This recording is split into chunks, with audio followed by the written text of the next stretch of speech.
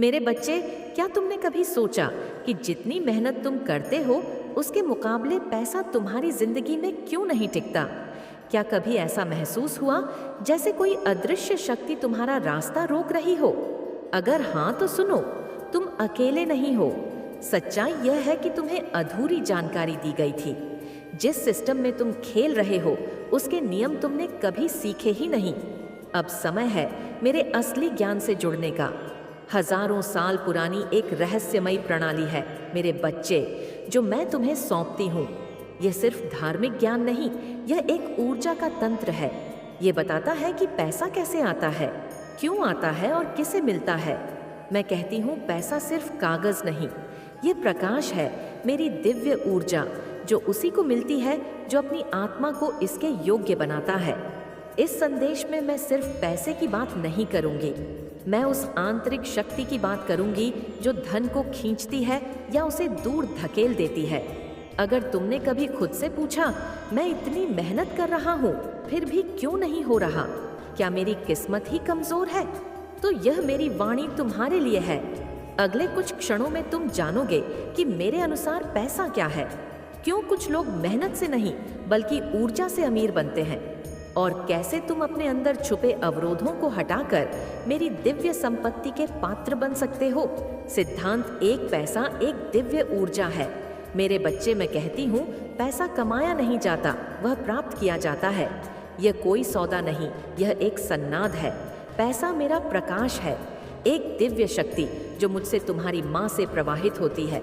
जरा गहराई से सोचो, क्या तुमने कभी ऐसा दिन देखा जब बिना किसी कारण के तुम्हारे पास अचानक धन आया? कोई पुराना कर्ज लौट आया या कोई अवसर मिला जो तुमने नहीं खोजा, पर वह तुम्हारे लिए एकदम सही था। यह संयोग नहीं था, यह था मेरे प्रकाश का संचार।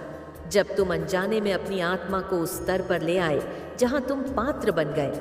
पैसा तब आता है जब तुम्हारी आत्मा की तरंगे मेरे ब्रह्मांड के साथ तालमेल में होती है।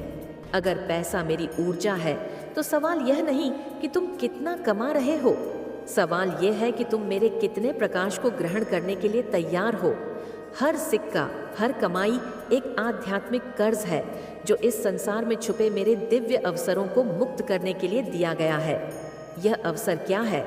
हर ग्राहक, हर लेन देन, हर सेवा, यह एक आत्मा को ऊपर उठाने का मौका है। क्या तुमने कभी किसी को कुछ दिया और देखा कि उनका चेहरा कैसे खिल उठा? वह क्षण था मेरे प्रकाश का प्रकटीकरण। जब तुम ईमानदारी से कमाते हो, जब तुम इरादे के साथ धन खर्च करते हो, तो तुम मेरे उस प्रकाश का माध्यम बन जाते हो जो इस दुनिया में और जागरूकता लाना चाहता है। तुम्हारी आत्मा एक दीपक की तरह है।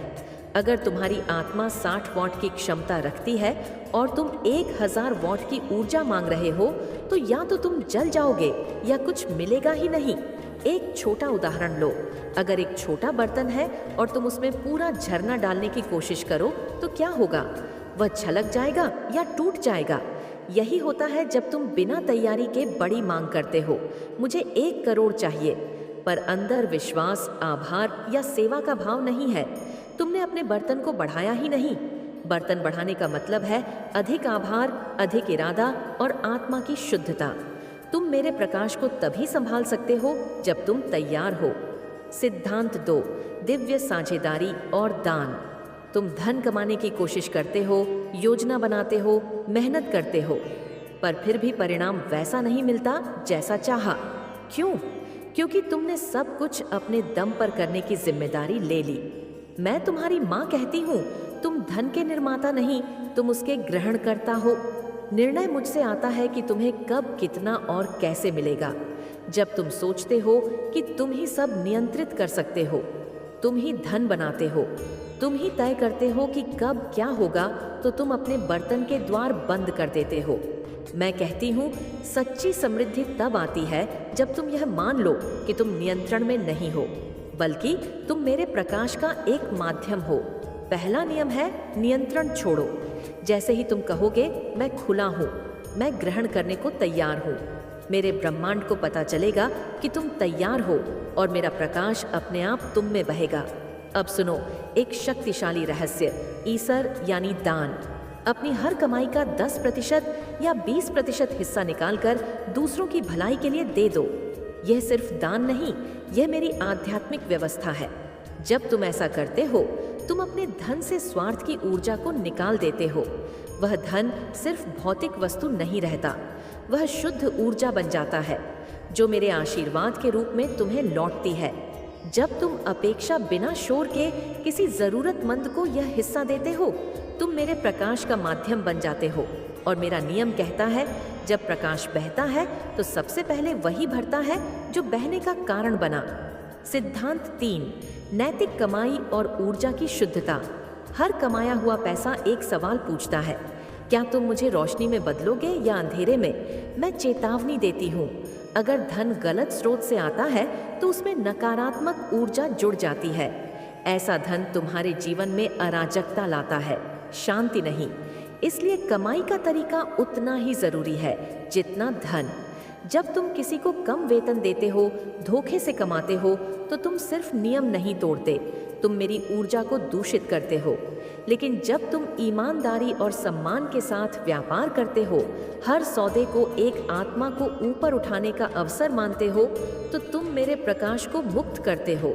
यह सिर्फ नैतिकता नहीं, यह आध्यात्मिक व्यापार है। अब सुनो एक और गहरा रहस्य। सम्मान। कई बार धन इसलिए नहीं आता क्योंकि तुमने कहीं ना कहीं किसी रिश्ते में अपमान या असंतुलन पैदा किया। मैं कहती हूँ, अगर तुम अपनी नियम निभाने के लिए 10% दे रहे हो, बिना आभार, बिना भावना, तो वह ऊर्जा मुक्त नहीं हो रही। मैं कहती हूँ, इरादा ही असली कुंजी है। हर दान के साथ सोचो, मैं अपने धन को शुद्ध कर रहा हूँ। जब तुम भावना के साथ देते हो, तुम मेरे ब्रह्मांडीय चक्र का हिस्सा बनते हो। दूसरी बाधा, समय का अनादर। हर चीज का एक ईश्वरीय समय होता है। अगर तुम परिणाम को जबरन खींचने की कोशिश करोगे तो थक जाओगे, उलझ जाओगे। तुम्हें लगेगा सब कुछ तुम्हारे खिलाफ है, जबकि मैं तुम्हें में तैयारी का समय दे रही हूँ। हर बीज को फल बनने में वक्त लगता है। अधीरता तुम्हारे बर्तन को बंद कर देती है। तीसरी बाधा, संदेह। जब तुम संदेह करते हो, तुम्हारा बर्तन सिकुड़ जाता है। मेरे प्रकाश को आने की जगह नहीं मिलती। संदेह कहता है, शायद यह मेरे लिए नहीं। पर मैं कहती हूँ, अगर इच्छा तुम में है तो पूर्ति भी निश्चित है। यह मेरा नियम है। जब तक तुम मुझ पर और खुद पर विश्वास नहीं करते, तुम अनजाने में वह द्वार बंद रखते हो जिससे मेरा प्रकाश तुम्हें प्रवेश करता है। जब सब कुछ बिखरता दिखे तो डरो मत। कभी कभी सबसे बड़ी अराजकता तब आती है जब मेरा सबसे बड़ा आशीर्वाद नजदीक होता है। मैं तुमसे पूछ रही हूँ, क्या तुम वाकई तैयार हो? यह चुनौती नहीं, यह मेरा प्रश्न है। जब मैं तुम्हें हिलाती हूँ, मैं तुम्हें आकार दे रही हूँ। मैं तुम्हें नई ऊंचाइयों के लिए तैयार कर रही हूँ। ऐसे समय में धन्यवाद दो अपने उस भविष्य को जो इस अंधेरे को पार कर चुका है। वह संकट नहीं, वह मेरा प्रशिक्षण है। मेरा प्रकाश सबसे गहरे अंधकार के बाद सबसे तेज बहता है। उन्नत तकनीक, संख्याओं की ऊर्जा और संगति। अब हम उस स्तर पर हैं जहां मेरी ऊर्जा की समझ और सूक्ष्म हो जाती है। 2 शक्तिशाली रहस्य सुनो, संख्याओं की ऊर्जा और संगत आत्माओं का साथ। पहला रहस्य, संख्याओं की ऊर्जा। हर शब्द, हर नाम, हर संख्या एक विशेष कंपन रखती है। उदाहरण के लिए 18 का अर्थ है जीवन। अगर तुम कोई आर्थिक निर्णय ले रहे हो और उसमें 18 या उसका गुण आता है, तो समझो यह मेरी जीवन दायनीय ऊर्जा का संकेत है। तुम्हारे बैंक खाते का नंबर, तुम्हारे व्यवसाय का नाम, तुम्हारी निवेश की तारीखें, क्या इनमें मेरा संदेश छुपा है? मैं कहती हूँ, संकट में नहीं, संख्याओं में जवाब छुपे हैं। हर संख्या एक कंपन है और यह कंपन तुम्हारे निर्णयों की दिशा तय करता है। दूसरा रहस्य, संगति। अगर तुम नकारात्मक, ईर्ष्यालु या डरपोक लोगों के बीच रहते हो, उनकी ऊर्जा तुम्हारे बर्तन को दूषित करती है। वे तुम्हारी शक्ति खींचते हैं, तुम्हें भटकाते हैं और मेरे प्रकाश से दूर ले जाते हैं। लेकिन जब तुम उन आत्माओं के साथ रहते हो जो मेरे प्रकाश में हैं, जो खुले दिल से देते हैं, जो प्रोत्साहन और आस्था फैलाते हैं, तो तुम मेरे दिव्य धन के चुंबक बन जाते हो। संगति सिर्फ समूह नहीं, यह मेरी ऊर्जा का नेटवर्क है। हर व्यक्ति इस जाल का एक बिंदु है। अगर तुम उन बिंदुओं से जुड़े हो जहां अवरोध है तो तुम रुक जाओगे, लेकिन अगर तुम उन आत्माओं से जुड़े हो जो खुली हैं तो तुम भी खुलने लगोगे। पूछो खुद से, क्या मेरी संगति मेरे प्रकाश को आकर्षित कर रही है या उसे दूर धकेल रही है? अगर जवाब असहज करता है तो यह बदलाव का संकेत है, मेरा आह्वान। अगर यह संदेश तुम्हें कुछ हलचल पैदा कर रहा है तो उसे नजरअंदाज मत करो। अब समय है मेरे प्रकाश को सिर्फ समझने का नहीं, उसे अपनाने का। एक छोटा काम करो, इस संदेश को किसी एक ऐसे प्रियजन के साथ साझा करो जो जीवन में रुकावट महसूस कर रहा हो। एक संदेश, एक लिंक, मेरी वाणी किसी की जिंदगी बदल सकती है। और हाँ, नीचे लिखो माँ काली, ताकि मैं जान सकूं कि तुम मेरी इस यात्रा का हिस्सा हो। अब समय है करने का। अगर मेरी बातें तुम्हारे दिल को छू गई हैं तो यह संयोग नहीं, यह मेरा बुलावा है मेरे प्रकाश की ओर लौटने का। आज से निर्णय लो कि तुम सिर्फ मेहनत नहीं करोगे, बल्कि अपनी ऊर्जा को शुद्ध करोगे। तुम अंदर से समृद्ध बनोगे और इसका परिणाम बाहर की समृद्धि होगी। मेरा चुनौती, मैं तुम्हें 30 दिनों की दान चुनौती देती हूँ। अपनी हर आय का 10% निकालो और बिना अपेक्षा, बिना शोर के किसी जरूरतमंद को दे दो। हर बार कहो, मैं अपने धन को शुद्ध कर रहा हूँ।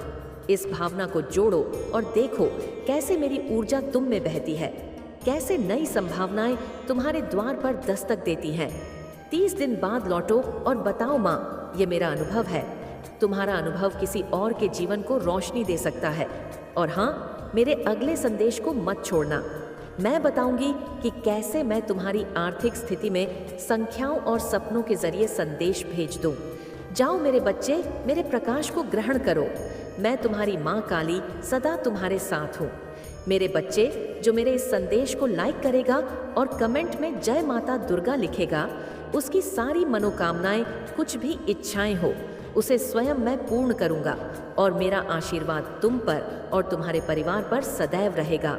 जी हाँ मेरे बच्चे, यह बिल्कुल सच है। इस संदेश में जो है वह सारी बातों में सच्चाई है, इसलिए इसे पूरा देखें, बीच में छोड़कर जाने की गलती न करें। जय माता दुर्गा। मेरे बच्चे, तुम पहले बहुत परेशान रहते थे।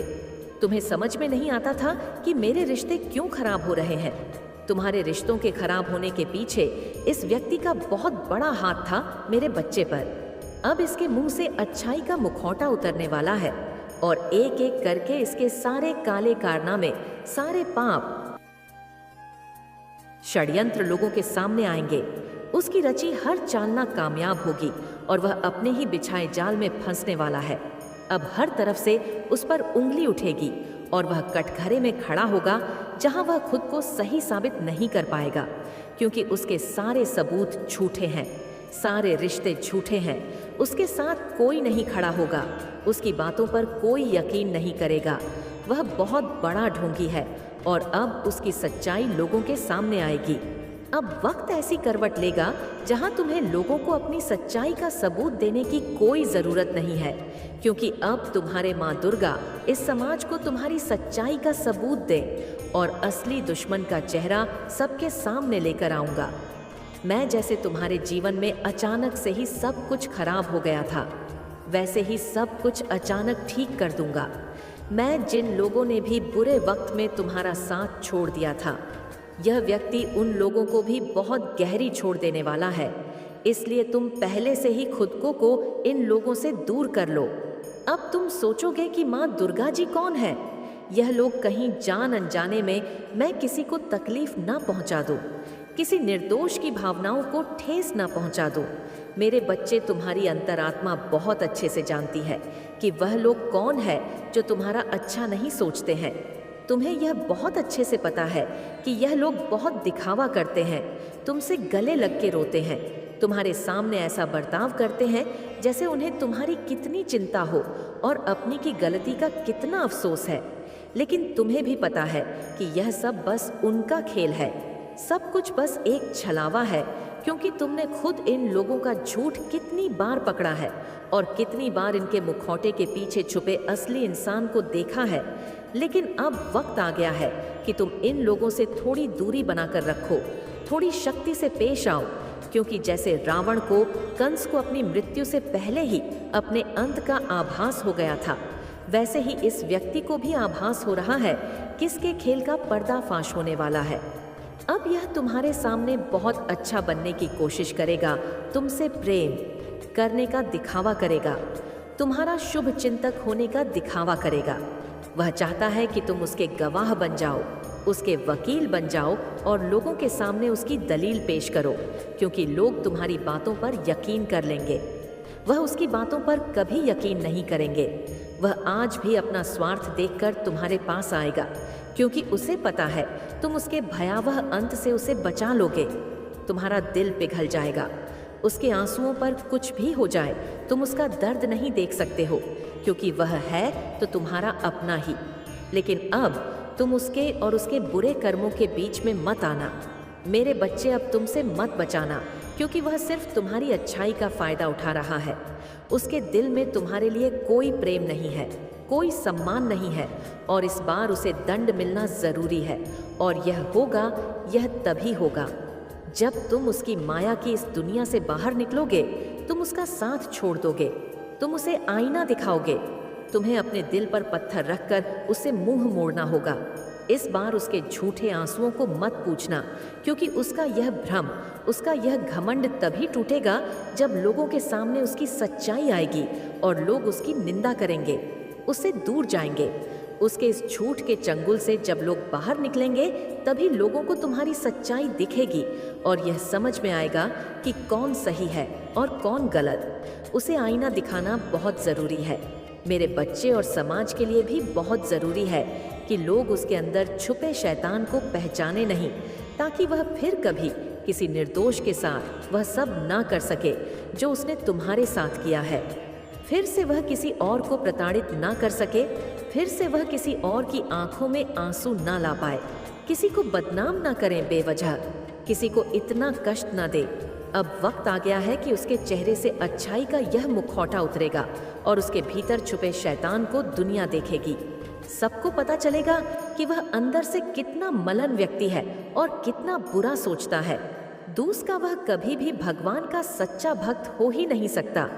ऐसा कोई भी व्यक्ति जो दूसरों की आंखों में आंसू लाकर हंसता है, कभी भगवान का सच्चा भक्त नहीं हो सकता।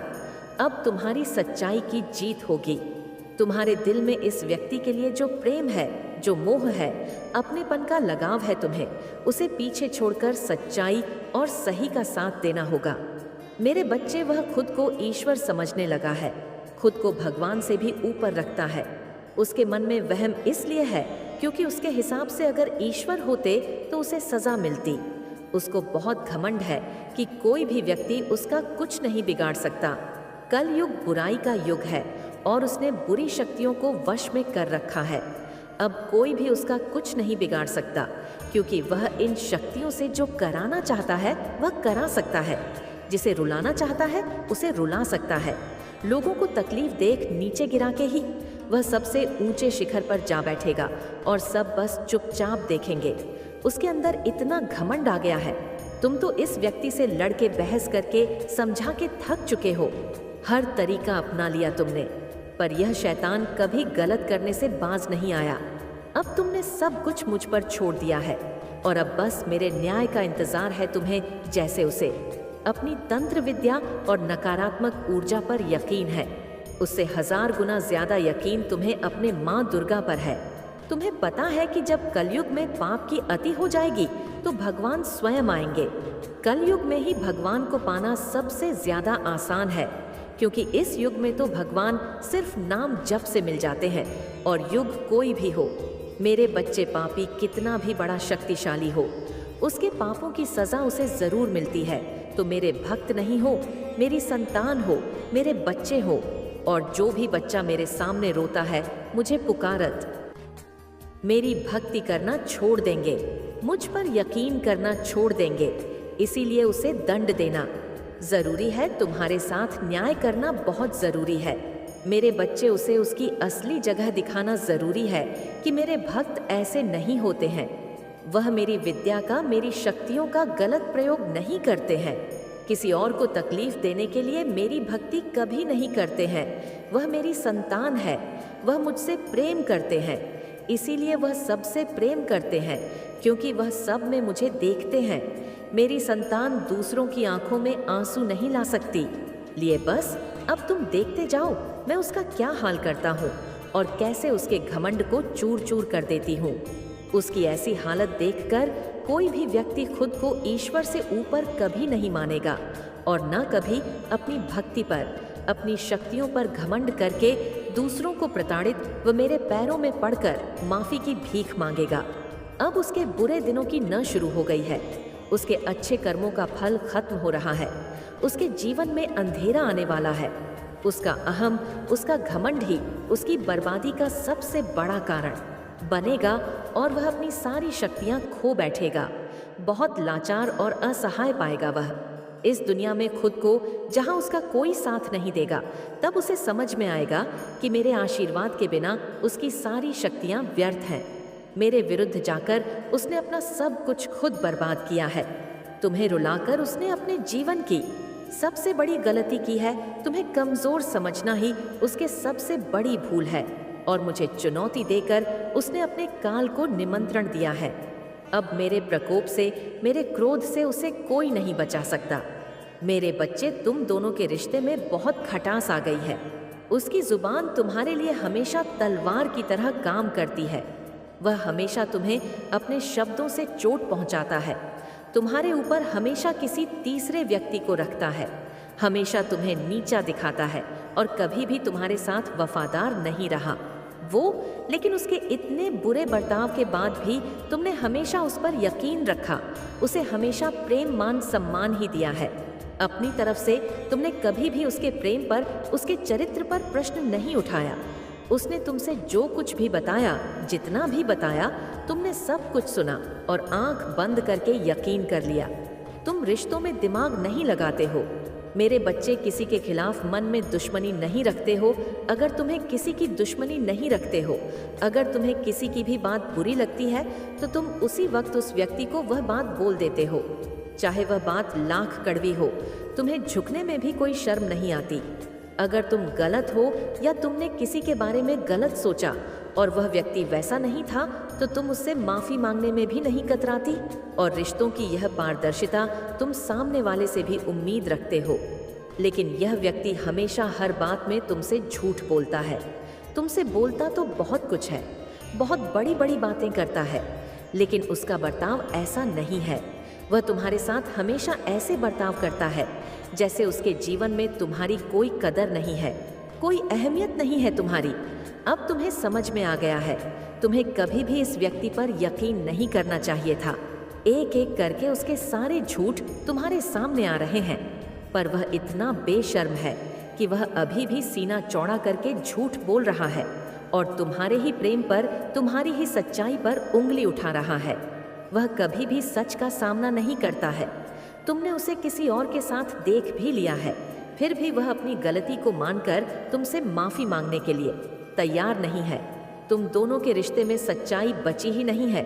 कोई तीसरा व्यक्ति भी है जो इसके अंदर तुम्हारे लिए बहुत जहर भर रहा है और उन दोनों का धोखा तुम्हारे सामने आ गया है। इसने कभी तुम्हारे बारे में नहीं सोचा मेरे बच्चे। अब तुम भी इसके बारे में सोचना छोड़ दो, क्योंकि अब वह भी वही सब झेलने वाला है जो उसने तुम्हारे साथ किया है। वह कहते हैं ना, इंसान जो बोता है वही काटता है। अब वक्त आ गया है जब वह व्यक्ति अपनी बोई फसल काटेगा। किसी व्यक्ति के कहने पर इसने तुम्हारे जीवन में बहुत जहर के बीज बोए। अब भी उसी जहर को पीना होगा। इंसान अपने कर्मों से नहीं बच पाता है। मनुष्य जो करता है वह लौट कर उस पर जरूर आता है। अब उसे तोहफे के रूप में वह दर्द दूंगा मैं जो उसने तुम्हें दिया। अब उसे खुद को और अपनी सोच को बदलना ही होगा। तुम्हारे खिलाफ उठाए हर कदम, तुम्हारे साथ किए हर बुरे बर्ताव का अफसोस होगा। उसे वह अब खुद को बदलना चाहता है, अपनी गलतियों को बदलना चाहता है। आज वह अपने आप को पूरी दुनिया में अकेला महसूस कर रहा है। उसको यह एहसास हो रहा है कि तुम्हें रुलाकर, तुमसे झूठ बोलकर, तुम्हें धोखा देकर उसे जो खुशी मिली वह खुशी ही उसका सब कुछ छीन रही है। वह लोग जिसके कहने पर, जिनके लिए उसने तुम्हें अपमानित किया था, उन लोगों ने ही उससे उसका सब कुछ छीन लिया, उसे बर्बाद कर दिया। अपराजित करने के अलावा उसके पास कोई और रास्ता नहीं है। लेकिन वह कितना भी रोले अतीत में जाकर तुम्हें दिए जख्म नहीं भर सकता। उसे भी पता है उसके पश्चाताप से उसके किए पाप धुलने वाले नहीं है। अब रोने और तड़पने के अलावा उसके पास कुछ बचा नहीं है, क्योंकि उसने अपने हाथों से, अपने कर्मों से अपना हंस खिलता हुआ प्यारा संसार उजाड़ दिया। अब उसका जीवन बराना हो गया है। जिस अंधेरे में वह अकेले भटक रहा है, तो अब वह तुम्हें अपने जीवन में वापस लाना चाहता है। मेरे बच्चे, साल के साथ साथ तुम अपने जीवन में बहुत कुछ पीछे छोड़ चुके हो। अब तुम्हें अपना समय और बर्बाद नहीं करना है और ना लोगों के पीछे भागना है। तुम्हें अपने जीवन की और अपनी अहमियत समझ में आ गई है। तुम उत्साह से भर गए हो और तुम्हारा मन कुछ भी कर गुजरने को तैयार है। तुम 24 घंटे मेहनत करने के लिए भी तैयार हो, क्योंकि तुम्हें किसी भी हाल अपने जीवन की सबसे ऊंची चोटी पर चढ़ने वाले हो, और उस चोटी पर चढ़ने के लिए तुम्हें अपने कंधे से इस अनचाहे बोझ को पीछे छोड़ना होगा। तभी तुम उस ऊंचाई पर पहुंच पाओगे। इस रास्ते में कुछ लोग तुम्हारा साथ छोड़ देंगे, तो और कब हम इसको नोच के खाएं, इस तरीके की वेटिंग एनर्जी में है। और इसकी बहुत ज़्यादा पॉसिबिलिटी है कि यहाँ पर ये उगते सूरज के ऊपर मंडरा रही है। आपने ना बहुत ज़्यादा अपनी लाइफ में स्ट्रगल देखा है। बहुत परेशानियों से आप निकले हो, पहाड़ जैसी मुसीबतें आपके ऊपर आई, पर आप लोगों ने क्या करा कि आप इतने स्ट्रांग हो, आप इतने डिवाइनली गाइडेड हो कि आपने उस पहाड़ जैसी प्रॉब्लम से भी आप एक सूरज की तरह निकले हो, एक शाइन किया। आपकी यह सफलता, आपकी यह सक्सेस इस मदर फिगर लेडी से बर्दाश्त नहीं हो रही। आप लोग धीरे धीरे ही सही एक सक्सेस की तरफ जा रहे हैं। सक्सेस मिल रही है आपको। सफलता के मुकाम बहुत ही प्रॉब्लम से मिला बाद, ऐसा नहीं कि आपको बैठे बैठा सफलता मिले। गई बहुत महीनों सालों की यहाँ पर एनर्जी आ रही है कि आपने इतनी प्रॉब्लम्स देखी, और उसके बाद आप जब आज, और ऐसा नहीं कि आप बहुत ज़्यादा सक्सेसफुल हो गए हो, नाम हो गया दुनिया में, लोग आपको नाम से जान रहे नहीं। अभी आपको जितनी सक्सेस मिलनी चाहिए उसका सिर्फ 25 पर ही आपने अचीव करा है। ये जो मदर फिगर फीमेल है, ये जो लेडी है, इसको इतनी सक्सेस भी आपकी बर्दाश्त नहीं हो रही, और ये चील की तरह मंडरा रही है और बार बार आपके खिलाफ षड्यंत्र ऐसे रच रही है कि फिर से इस सूरज को कैसे अस्त किया जाए। तो ये एक ऐसी फीमेल निकल के आई है। ये फीमेल बड़ी उम्र की फीमेल है, और आपके खिलाफ क्या कंस्पिरेशन की जा रही है, लेकिन वह लोग आपकी तारीफ कर रहे हैं। जिन लोगों को आपके दुश्मनों ने भड़काया था आपके खिलाफ, एक टाइम पर जिन लोगों के सामने आपके जो यह कंस्पिरेशन कर रहे हैं, षड्यंत्र रच रहे हैं, इन्होंने आपके खिलाफ बहुत सी ऐसी रूमर्स फैलाए थे, और अब आपको उभरता हुआ देख के वही लोग अब आपसे यह क्या चाहते हैं अपनी इंस्पिरेशन से कि आप जैसे उठ रहे हैं वैसे फिर से गिर जाए, आप खाई में गिर जाओ। ऐसा नहीं कि आप सच में खाई में गिर जाओ, सच में यह चाहते कि जैसे आप उभर रहे हो ना, वैसे आप उभरो ना, आप फिर से खाई में गिर जाओ। लोग आपको फूल समझे, लोग समझे कि हाँ, ये इतना समझदार इंसान नहीं था, ये तो वाकई बड़ा बेवकूफ़ निकला।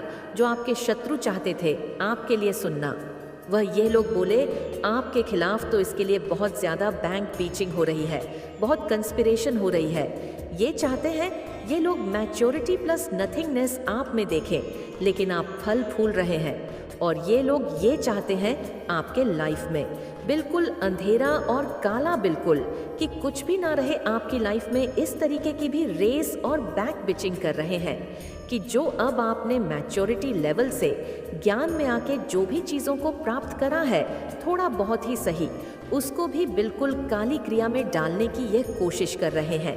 ये लोग कंस्पिरेशन ही नहीं कर रहे, बल्कि ब्लैकिश एनर्जी भी आपकी तरफ सेंड कर रहे हैं, क्योंकि इन लोगों से ना मतलब, जैसे अब आप 4 बंदों में बोलते होंगे तो लोग आपको सुनना पसंद करते होंगे। जो लोग पहले आपको बेवकूफ़ समझते थे, कम दिमाग का समझते थे या आपकी वैल्यू नहीं करते थे, अब आप में से बहुत से लोगों को लोग सुनना पसंद करते हैं। तो ये चीज़ भी, ये जो कंस्पिरेशन कर रहे हैं, इनको इतनी भी आपकी फ्लावर एनर्जी नहीं पसंद आ रही, क्योंकि कहीं ना कहीं आप अंधेरे से निकल के आपने खुद ऐसा अपने आप को शाइन करा है, और डिवाइनली प्रोटेक्टेड आप है, और डिवाइन ने आपको बहुत उठाया है। यूनिवर्स आपके साथ है, और आपका ये मैच्योरिटी लेवल भी इनसे बर्दाश्त नहीं हो रहा कि लोग आपको क्यों सुनना पसंद कर रहे हैं। उसके लिए भी ये लोग ये चाहते हैं आपकी लाइफ में बिल्कुल ब्लैकिश काली क्रिया खत्म हो जाना, डेढ़ गिर जाना, ये लोग आप में से हो सकते हैं। बहुत से लोगों का लव लाइफ एक टोटिटी में जा रहा हो या फिर से थोड़ा बहुत रैनियन की चीज़ें आ रही हो, तो ये जो फीमेल है ये बहुत पॉलिटिक्स खेल रही है, बहुत पॉलिटिक्स खेल रही है। आपके मुंह पर मीठा बनना मतलब आपको करियर में अगर थोड़ा बहुत आपका एक ऑन फैक्टर चल रहा है, लव लाइफ में अगर आपकी थोड़ी सी स्मूथ हो रही है, तो ये इंसान क्या करता है, बीच में आके कंपेयर करवाता है आपको दूसरे पर्सन से या खुद से इतनी गंदी तरीके से कंपेयर कि क्या ही कहने, षड्यंत्र तो रच ही रही है। अंदर से ये अजगर है, इसने ने आपके पर्सन के सामने आपके सामने मुखौटा पहन रखा है। आपकी आज़ादी को भी यह छीनना चाहती है। आपको कैसे भी करके आपको फिर से बांधा जाए, कैसे करके आपको फिर से पिंजरे में कैद किया जाए, ये आपकी आज़ादी नहीं बर्दाश्त कर पा रहे। और यही कंस्पिरेशन, यही षड्यंत्र रच रहे हैं कि कैसे इसको अपने नचाया जाए। फिर से ऐसी क्या कहने षड्यंत्र तो रच ही रही है। अंदर से यह अजगर है, इसने आपके पर्सन के सामने आपके सामने मुखौटा पहन रखा है। आपकी आज़ादी को भी यह छीनना चाहती है। आपको कैसे भी करके आपको फिर से बांधा जाए, कैसे करके आपको फिर से पिंजरे में कैद किया जाए, ये आपकी आज़ादी नहीं बर्दाश्त कर पा रहे। और यही कंस्पिरेशन, यही षड्यंत्र रच रहे हैं कि कैसे इसको अपने नचाया जाए। फिर से ऐसी क्या चीज़ें करें कि ये फिर से अपनी लाइफ को डिसबैलेंस कर दे। ये जो ऐसे उड़ रही है या उड़ रहा है, कैसे इसको फिर से पिंजरे में कैद किया जाए और कैसे इस इंसान को ब्रेक थ्रू के एनर्जी में लाया जाए। इस इंसान को कैसे इस एनर्जी में लाया जाए कि इसका सबका बाण टूट जाए और जब यह क्रोध में चीखें चिल्लाएं तो वह नज़ारा दुनिया वाले देखें, कैसे इसका तमाशा दुनिया वालों के सामने लाया जाए। ये आपके शत्रु यह षड्यंत्र रच रहे, जिसके लिए यह आने वाले समय में कोई टोना टोटका ब्लैक मैजिक का सहारा ले सकते हैं। काली क्रिया का ये आपके साथ